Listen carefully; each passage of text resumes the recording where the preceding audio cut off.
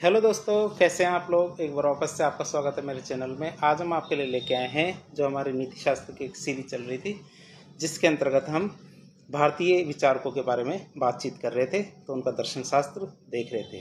तो आज हमारे भारतीय विचारक हैं डॉक्टर भीमराव अम्बेडकर, तो उनके विचारों के बारे में आज जानने की कोशिश करेंगे। डॉक्टर भीमराव अम्बेडकर को एक व्यवहारिक विचारक माना जाता है, मतलब उनके जो विचारों को जो हम वास्तविक जीवन है उसमें लागू कर सकते हैं। इनका महत्वपूर्ण योगदान सामाजिक समस्याओं को हल करने में है। उन्हें भारतीय संविधान का जनक कहा जाता है, इसलिए उन्होंने संवैधानिक मूल्यों पर अत्यधिक बल दिया था, जैसे हमारे समानता, स्वतंत्रता, बंधुत्व, लोकतांत्रिक गणराज्य, सामाजिक, आर्थिक, राजनीतिक न्याय, अभिव्यक्ति की स्वतंत्रता, राष्ट्रीय एकता, विधि का शासन, धार्मिक सुधार। तो इस तरह के उन्होंने जो संवैधानिक मूल्य उन पर जोर दिया था। तस्वीर में आप डॉक्टर भीमराव अम्बेडकर की तस्वीर देख सकते हैं। इन्होंने क्या सामाजिक समानता का समर्थन किया और जाति आधारित भेदभाव का विरोध किया। उन्होंने सामाजिक समानता का समर्थन किया और जाति आधारित भेदभाव का विरोध किया। हिंदू धर्म की बुराइयों की उन्होंने बहुत आलोचना की थी। उनके अनुसार वर्ण व्यवस्था और जाति व्यवस्था सभी समस्याओं का मूल है, मतलब सभी समस्या इन्हीं से उत्पन्न होती है, इसलिए इसे पूर्ण रूप से समाप्त कर देना चाहिए। तो जो वर्ण व्यवस्था और जाति व्यवस्था को समाप्त कर देना चाहिए, इसी कारण उन्होंने महात्मा गांधी का भी विरोध किया था। इनके अनुसार हिंदू धर्म में सुधार किए जाने चाहिए। हिंदू धर्म की एक अलग से पुस्तक होनी चाहिए, जिसमें हिंदू धर्म की सारी बातें लिखी होनी चाहिए। क्या सारी जितने भी नियम कानून है एक पुस्तक के अंदर लिखे होनी चाहिए। ऐसा नहीं कि अलग अलग पुस्तकों में अलग अलग बातें लिखी गई है। धार्मिक पद सभी के लिए खुले होने चाहिए। ये धर्म जाति के आधार पर नहीं होने चाहिए, मतलब शूद्रों को भी मंदिरों में पुजारी बनने का अधिकार होना चाहिए। तथा इन पदों को भरने के लिए एक प्रतियोगिता परीक्षा आयोजित की जानी चाहिए, न कि वंशानुगत रूप से पुजारी का बेटा ही पुजारी बने। ये ठीक नहीं है। अंतर्जातीय विवाह है, इनको प्रोत्साहन दिया जाना चाहिए। राजस्थान के द्वारा भी कई जो हमारी योजनाएं चलाई जाती है जिसमें अंतर्जातीय विवाह को प्रोत्साहन दिया जाता है, जैसे हमारी सविता बहन अंतर्जातीय विवाह प्रोत्साहन योजना इसी के अंतर्गत आती है। इन्होंने शूद्रों को सलाह दी थी कि उनको अपने पारंपरिक कार्यों को छोड़ देना चाहिए और शिक्षित बनकर नए नए काम अपनाने चाहिए। शूद्रों को अपने जो पारंपरिक कार्य है उनको छोड़ देना चाहिए और शिक्षित बनकर क्या करना चाहिए, नए कार्यों को अपनाना चाहिए। उन्होंने क्या किया, मानवाधिकारों का समर्थन किया और मानवाधिकारों की रक्षा के लिए उन्होंने 3 सूत्र बताए। जो डॉक्टर भीमराव अम्बेडकर जी थे, उन्होंने मानवाधिकारों की रक्षा के लिए 3 सूत्र या 3 विधियों का प्रयोग किया। पहली विधि है शिक्षित बनो, कि सभी पढ़ो लिखो और शिक्षित बनो। दूसरे संगठित रहो, एक अकेले रहोगे तो कोई भी आपको आपके अधिकारों को छीन सकता है, यदि संगठित रहोगे तो आपके अधिकार कभी छीने नहीं जा सकते। और तीसरी बात, संघर्ष करो। यदि आपको आपके अधिकार प्राप्त करने हैं तो आपको क्या करना चाहिए, संघर्ष करना चाहिए। तो तीनों सूत्र दिए किसके लिए, मानवाधिकारों की रक्षा के लिए, डॉक्टर भीमराव अम्बेडकर जी ने। डॉक्टर अम्बेडकर के द्वारा भारतीय लोगों को 3 मुख्य सलाह दी गई। पहली सलाह दी थी कि हमें गांधीवादी तरीके, जैसे कि हमारे असहयोग, सविनय अवज्ञा, इनको त्याग देना। सहयोग नहीं है, असहयोग है। असहयोग, सविनय अवज्ञा जैसे जो तरीके हैं इनको त्याग देना चाहिए। क्यों? क्योंकि इससे क्या होता है, प्रशासन कमजोर होता है। यदि आपको अपनी कोई मांग बनवानी है तो उसके लिए सबके अंदर जागरूकता फैलाओ। पहला काम तो यही है कि उसके प्रति क्या जागरूकता फैलाई जानी चाहिए। फिर लास्ट में क्या, चुनाव के माध्यम से सत्ता ही परिवर्तित कर देनी चाहिए। मतलब किसी टाइम पे हमारे कांग्रेस का प्रभुत्व था, कांग्रेस का राज था एक तरह से राजनीति के अंदर, लेकिन समय के साथ जनतंत्र बढ़ा और बीजेपी का शासन आया। तो इस तरह क्या है कि यदि आप अपनी बात को मनवाना चाहते हो तो जागरूकता फैलाओ और चुनाव के माध्यम से सत्ता को परिवर्तित कर दो। राजस्थान में भी पिछले 30 साल में ऐसा ही होता आया है कि 35वां साल ही मान के चलिए ये, कि कभी कांग्रेस कभी बीजेपी, कांग्रेस कभी बीजेपी का शासन चल रहा है। और चमत्कारी व्यक्तित्व का बिना सोचे समझे अनुयायी नहीं बनना चाहिए। भाई लोगों से आपने किसी के बारे में सुन रखा है और आप क्या है उसका व्यक्तित्व कैसा मानते हो, चमत्कारिक व्यक्तित्व, तो आप बिना सोचे समझे आप उसके अनुयायी ना बने, अपने तर्क का इस्तेमाल करें। राजनीतिक लोकतंत्र पर्याप्त नहीं है, लोगों को मिलता है जो राजनीतिक लोकतंत्र है वो पर्याप्त नहीं है। हमें सामाजिक लोकतंत्र को अपनाना चाहिए। क्या करना चाहिए, सामाजिक लोकतंत्र को अपनाना चाहिए, अर्थात सामाजिक निर्णयों में सभी वर्गों की भागीदारी समान रूप से होनी चाहिए। तो ये 3 मुख्य सलाह दी थी डॉक्टर भीमराव अम्बेडकर ने भारतीय लोगों को। यह राजनीतिक रूप से एक सशक्त केंद्र का समर्थन करते हैं, जो भारत जैसे विविधता भरे देश में राष्ट्रीय एकता को बनाए रखना अत्यधिक आवश्यक है। वो कहते थे कि भारत एक बहुत बड़ा विविधता वाला देश है, तो इसमें क्या सशक्त केंद्र होगा तो क्या राष्ट्रीय एकता बनी रहेगी। उन्होंने मजदूर और महिलाओं के अधिकारों का भी समर्थन किया। वे पूंजीवाद और साम्यवाद दोनों के ही विरोधी थे। उन्होंने आदर्शवाद की बजाय व्यवहारिकता पर बहुत ज़्यादा जोर दिया। धार्मिक कट्टरता और महिलाओं के अधिकारों के कारण इन्हें ने इस्लाम धर्म की भी आलोचना की थी। क्यों? क्योंकि इस्लाम धर्म में महिलाओं और धार्मिक कट्टरता बहुत ज़्यादा थी, इसलिए उन्होंने, ऐसा नहीं है हिंदू धर्म का ही विरोध किया, हिंदू धर्म का विरोध नहीं करते थे, हिंदू धर्म की जो कुरीतियाँ थी उनका बहुत ज़्यादा विरोध करते थे।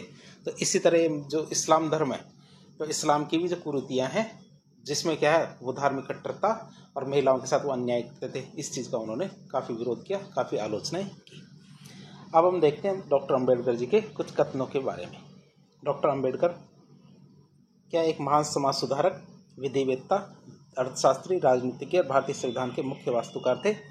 उनके विचार सामाजिक न्याय, समानता, दलितों और वंचितों के उत्थान पे केंद्रित थे।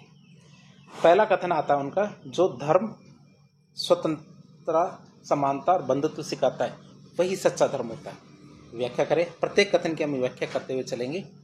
अंबेडकर धर्म को केवल कर्मकांड और अंधविश्वास के रूप में नहीं देखते थे। उनके लिए सच्चे धर्म का सार क्या होता था? नैतिक और सामाजिक मूल्यों में निहित होता था।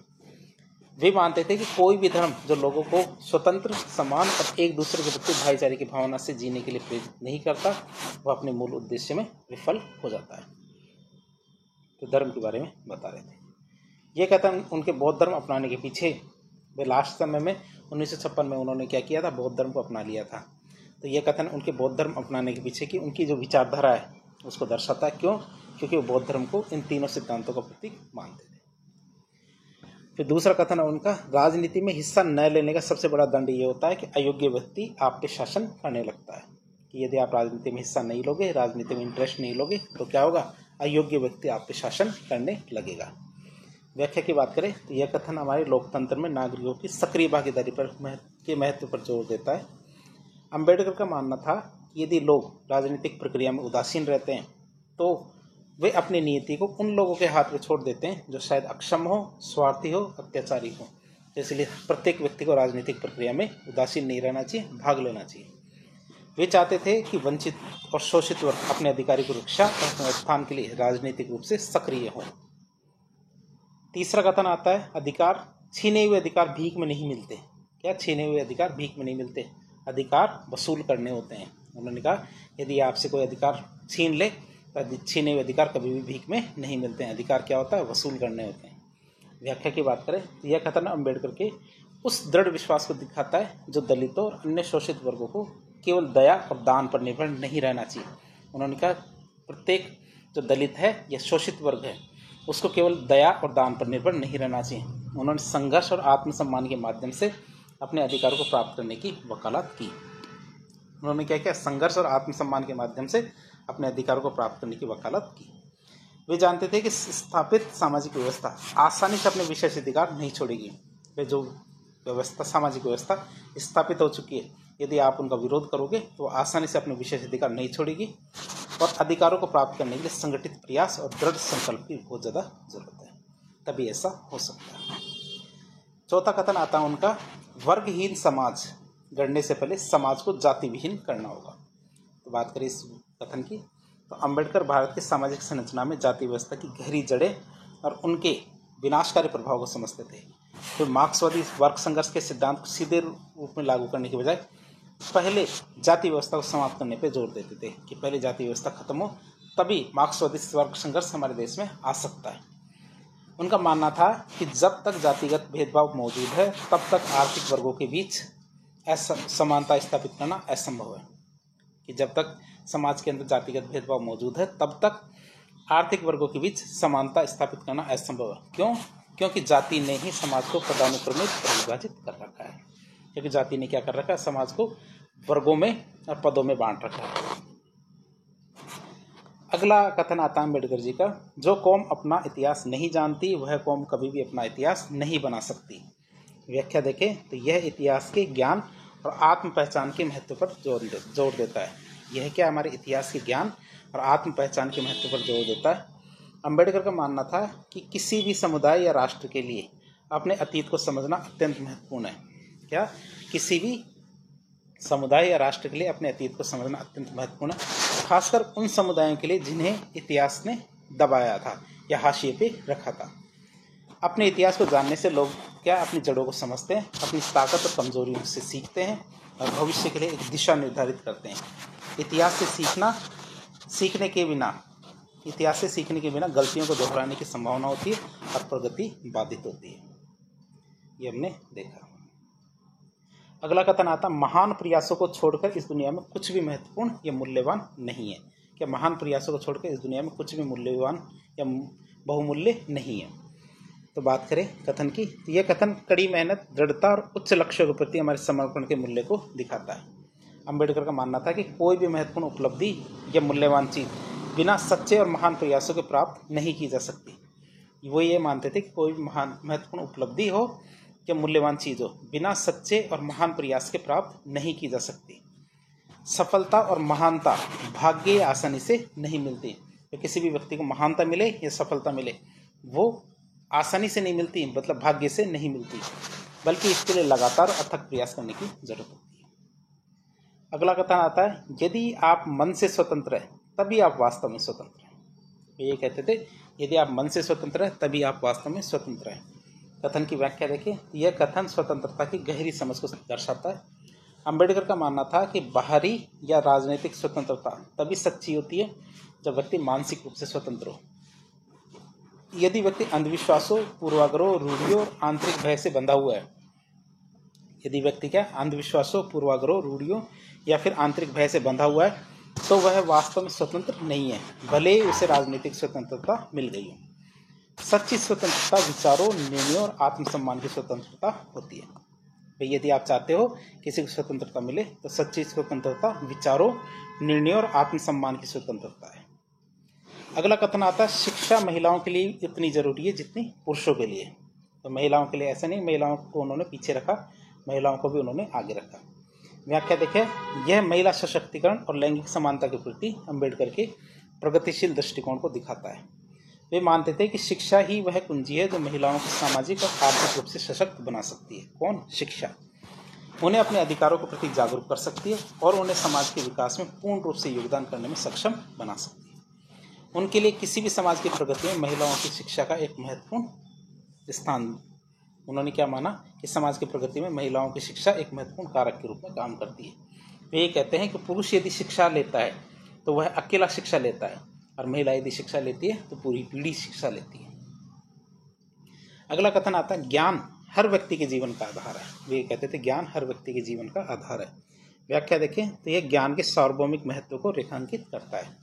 ये क्या करता है? ज्ञान के सार्वभौमिक महत्व को रेखांकित करता है। अम्बेडकर का मानना था कि ज्ञान केवल शैक्षिक डिग्री प्राप्त करना नहीं है, बल्कि ये समझ, विवेक और दुनिया को समझने की क्षमता है। कि ज्ञान क्या केवल शैक्षिक डिग्री है, पढ़ाई की डिग्री प्राप्त करना नहीं होता, बल्कि यह क्या होता है? समझ, विवेक और दुनिया को समझने की क्षमता है। यह व्यक्ति को सशक्त बनाता है, उसे अंधविश्वासों और शोषण से मुक्त करता है और उसे अपने जीवन में बेहतर निर्णय लेने में मदद करता है। कौन? ज्ञान। ज्ञान ही व्यक्तिगत और सामाजिक प्रगति की नींव होती है। अगला कथन आता है उनका, इस पूरी दुनिया में गरीब वही है जो शिक्षित नहीं है, इसलिए आधी रोटी खा लेना लेकिन अपने बच्चों को पढ़ाना जरूरी है। तो व्याख्या देखें तो ये शिक्षा के आर्थिक और सामाजिक सशक्तिकरण के महत्व पर अम्बेडकर के दृढ़ विश्वास को दिखाता है।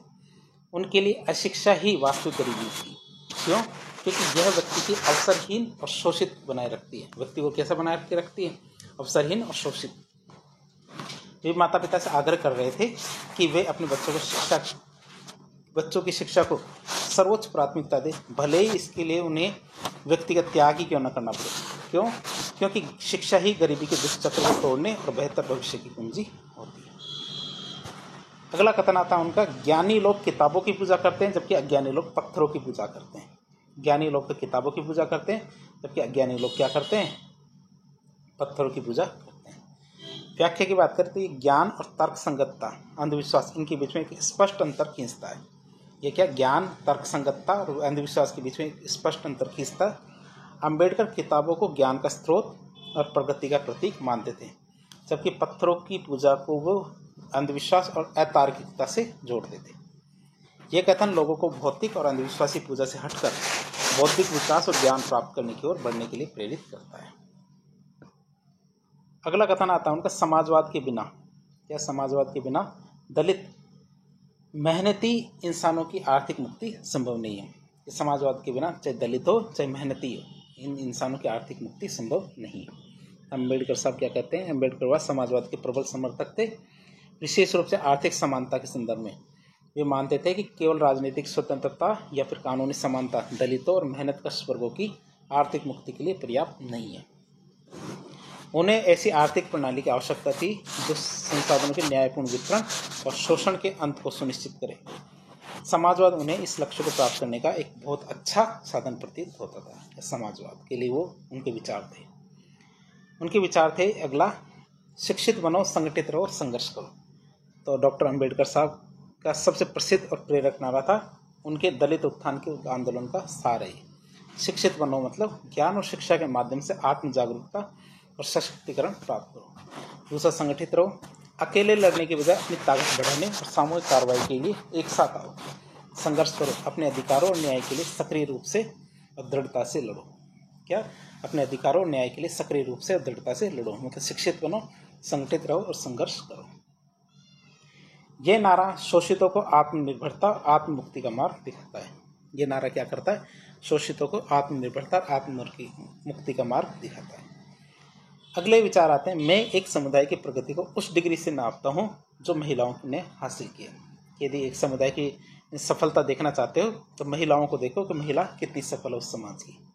व्याख्या की बात करें तो अम्बेडकर के प्रगतिशील विचारों को दर्शाता है कि किसी समाज की वास्तविक प्रगति उसकी महिलाओं की स्थिति से आंकी जानी चाहिए।